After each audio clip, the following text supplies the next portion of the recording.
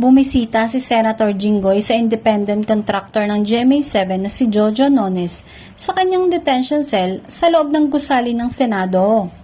Kasama nila ang legal counsel ni Jojo na si Attorney Maggie Abraham Garduque.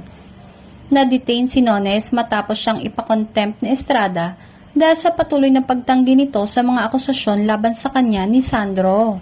Nabalitaan din na dumalaw rin umano kay Nones si Senate President Chis Escudero, pati sina Senator Robin Padilla at Lito Lapid. Kinausap din ni Senator Jinggoy si Nones para tanungin kung magbabago na ba ito ng pahayag. Kung sasabihin na raw ba ni Nones ang buong katotohanan sa nangyari sa kanila ni Sandro Mulak. Ayon kay Jinggoy, aminin lang ni Jojo ang buong katotohanan.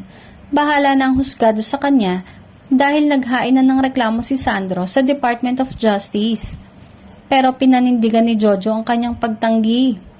Samantala, nag-file na rin ang legal counsel niyang si Attorney Garduque ng motion to lift order of contempt and release of resource person under detention, ngunit kinokontra ito ni Senator Jinggoy. Kailangan daw makalabas na si Jojo dahil inihahanda na ng legal counsel ang counter affidavit para sa reklamong inihain ni Sandro sa DOJ.